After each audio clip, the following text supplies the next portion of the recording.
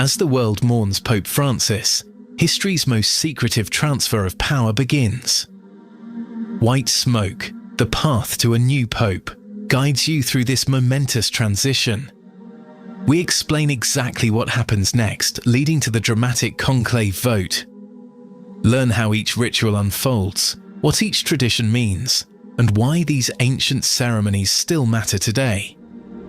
Follow along as the throne of St. Peter stands empty and a new chapter in church history begins.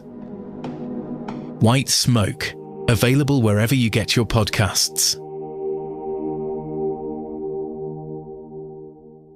Do you know what a group of flamingos is called? That's just one of thousands of facts you'll discover on 5 daily trivia questions.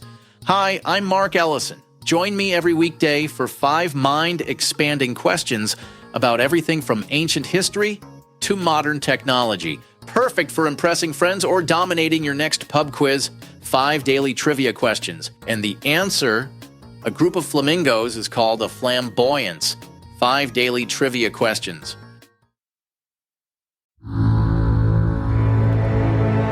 Caloroga Shark Media.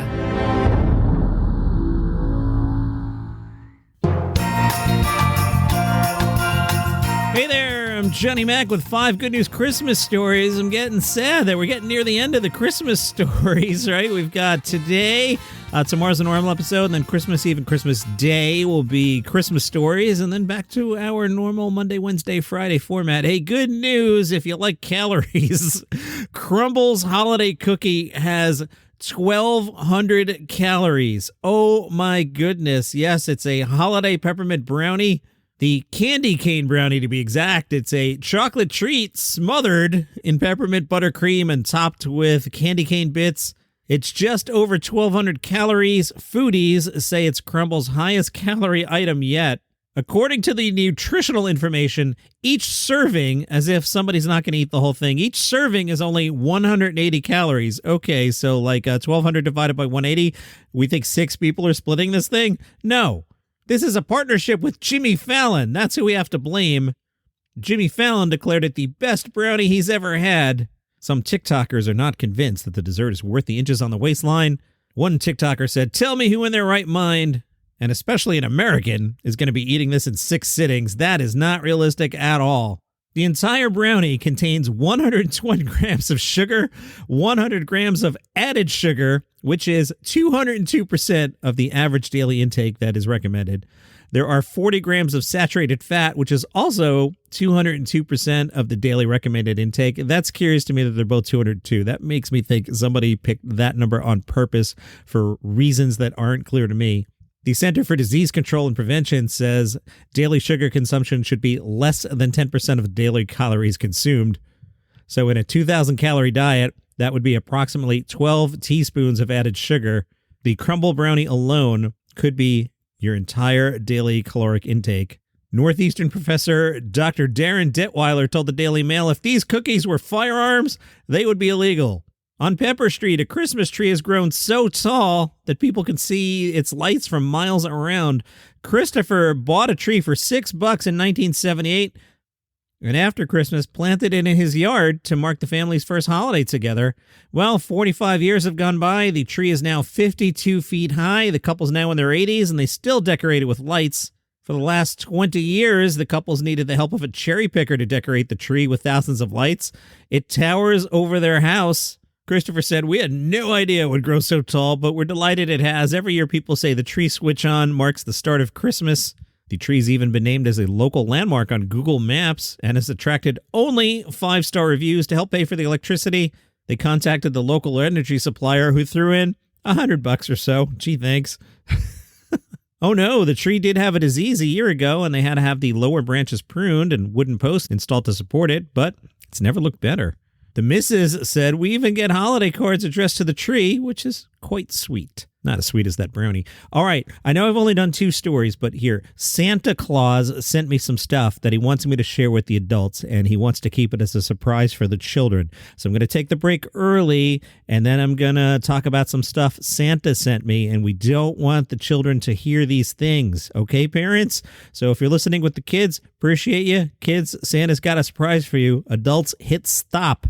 Take some commercials to come back, and I'll tell you what Santa shared with me. White smoke. The path to a new pope explores humanity's most elaborate and secretive transfer of power, a process now unfolding following the death of Pope Francis. This series reveals the hidden rituals, ancient traditions, and behind-the-scenes drama of papal transition.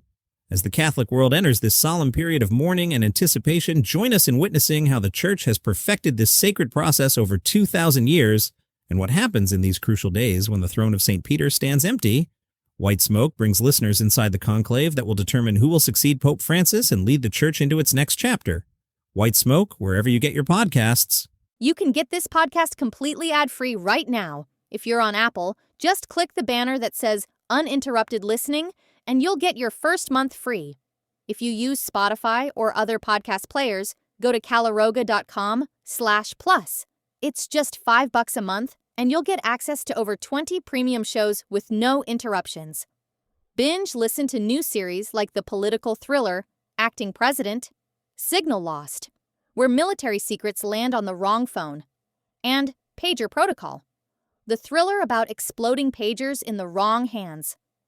Plus, enjoy daily shows like Palace Intrigue about the royal family, daily comedy news, and 5 daily trivia questions to test your knowledge, and White Smoke, taking you behind the scenes at what's happening right now at the Vatican.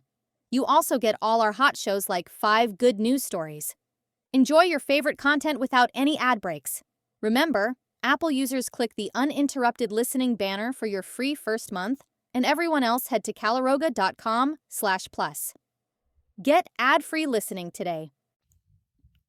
Okay, the kids are gone, right? You heard me. This is a safe space now because I gotta share some stuff with the adults. So if you're still listening with a kid, hit stop. Don't get mad at me when I tell you these stories, okay? Everybody's gone, just us adults now. All right, Santa is selling his house on Zillow. Yeah. I guess this is some sort of Zillow stunt. Built in 1822, apparently Santa lives in a 2-bedroom, 2-bathroom house on a 25-acre lot.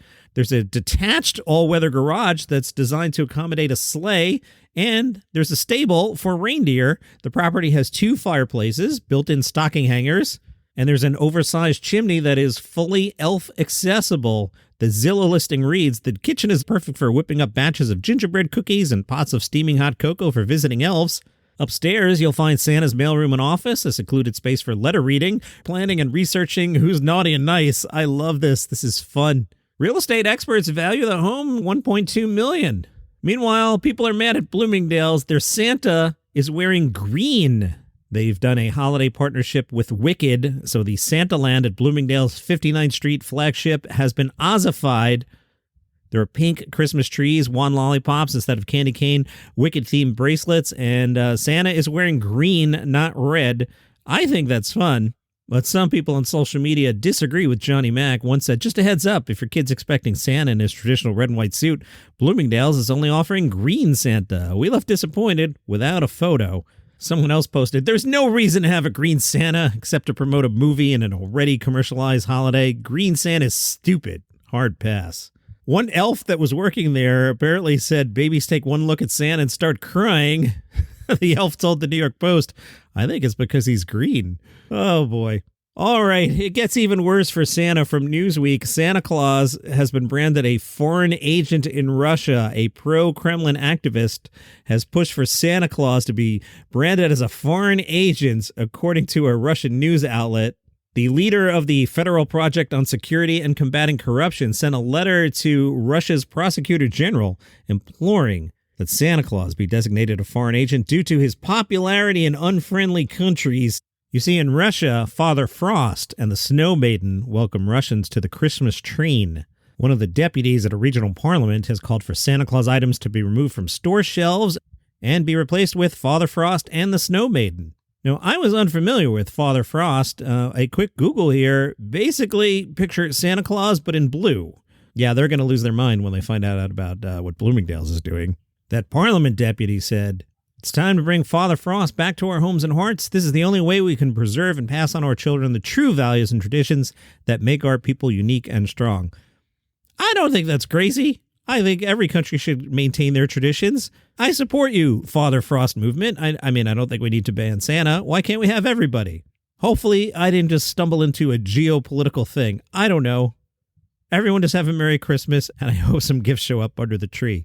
Red, blue, green, Krampus, whatever you're into, it's all good. Oh boy, I'm going to get letters, aren't I? I'm not the kind Santa gets. 5. Those are your 5 good news Christmas stories. I hope. Merry Christmas. See you tomorrow.